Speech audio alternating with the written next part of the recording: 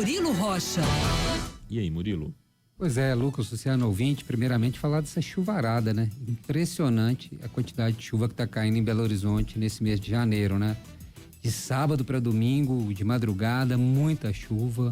O sábado, o dia inteiro, na verdade, né? Foi um dia de muita chuva e assim, chuva intensa, né? Não só durante todo o dia, mas chuva intensa, e aí fica aquele questionamento, né? Ainda bem que não, né? Belo Horizonte parece que está resistindo aí a questão das chuvas até então, né? Claro, temos ocorrências, algumas mais graves, outras menos graves, mas eu falo das grandes ocorrências, né?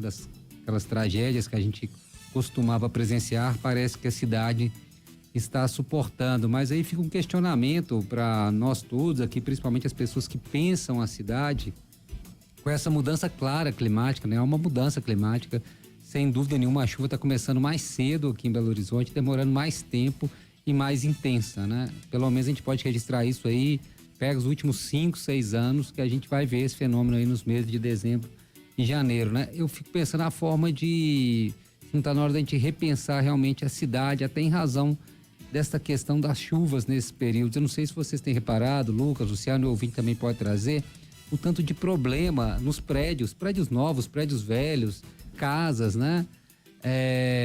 Sem contar os buracos, esses não tô nem falando buracos pelas ruas, né? Mas eu digo, são muros de prédios com problema, tendo que ser escorados, caindo, infiltrações, enfim. Eu acho que até essa engenharia civil da cidade vai ter que ser repensada em razão dessa quantidade de água que vem caindo nesses períodos de chuva. É um período chuvoso, é esperado que se chova mesmo, mas são períodos maiores e muita chuva. E eu tô vendo prédio novo, por exemplo, aí, com problema de muro caindo, essas questões todas, infiltrações, enfim. E a própria cidade, como eu disse, essa, né, assim, tem resistido pelo menos a questão das inundações. Tivemos lá em dezembro, mas em janeiro pelo menos reduziu um pouco essa questão e não tivemos desabamentos, né, de encosta, aquela coisa que sempre aflige, atormenta e causa tragédias aqui em Belo Horizonte e região metropolitana também. Mas os problemas continuam, né? Assim, as estradas, por exemplo, nós estamos todo dia a gente registra aqui esse grande número de interdições nas estradas, mas eu fico pensando se não está na hora de a gente repensar realmente a forma não só de ocupação da cidade, mas às vezes até o tipo de construção, essas coisas todas, porque há uma mudança climática clara, essa, né? Não tem como a gente negar. Não sabemos quanto tempo vai durar, tal, mas a mudança climática é clara, e aqui no nosso caso de Belo Horizonte ela é sentida pelas questões mais extremas mesmo, nesse período de chuva muito mais chuvoso, e quando vê o período de seca também intensa, né? A temperatura muito seca e o clima muito seco e muito quente, né? Mas tem me impressionado, viu? Essa quantidade de chuva que tem caído em Belo Horizonte, e eu acho que também está na hora, eu sempre brinco isso, de rever as médias históricas, né? Porque eu tô no jornalismo aí há 20 anos e todo ano supera a média histórica, ou seja, tem que subir essa reguinha aí das médias históricas, porque... Subiu, no caso já do subiu? BH subiu. Não é possível. Recalcularam.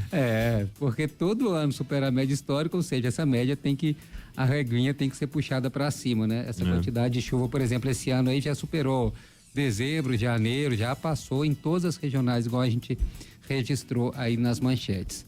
Bem, falando agora de política, eu acho que eu não vou antecipar muito esse assunto, porque eu acho que o Orion vai deitar aí nesse assunto durante seu comentário, é essa eleição para a presidência da Assembleia que está causando um burburinho danado, o governo tendo enorme desgaste, o governo Zema. Vamos lembrar, o governo está tentando construir uma candidatura para representar o Palácio Tiradentes, para representar o governo Zema na Assembleia, mas não tem conseguido êxito, né?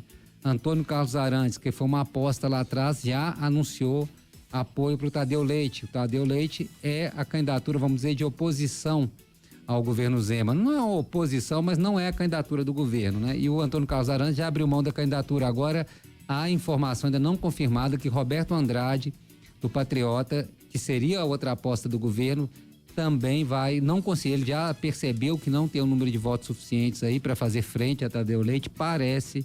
informação, vou até acreditar a informação no jornal O Tempo, eu li essa informação até à noite no jornal O Tempo, que Roberto Andrade iria abrir mão de sua candidatura também, aí por não ter votos suficientes.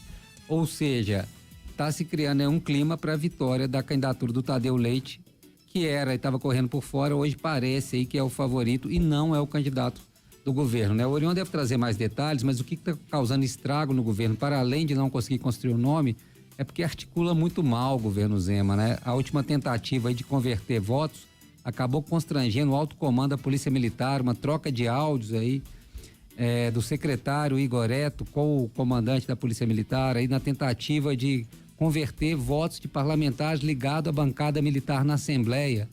Isso gerou um enorme mal-estar.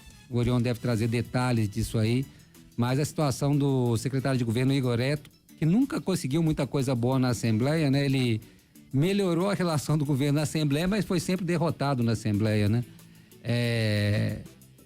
Vamos lembrar que no começo do governo Zema ele fez algumas apostas políticas, não deu certo nessa relação com a Assembleia, botou o Igor Eto, que foi bem visto pelos deputados, porque os deputados engoliram ele, tratoraram ele, por isso que os deputados achavam ele uma ótima opção, porque principalmente, né, o grupo de oposição ali ao governo Zema tratorava o governo nas votações da Assembleia. A própria presidência da Assembleia na época, né, não prevalecia sua vontade diante do governo.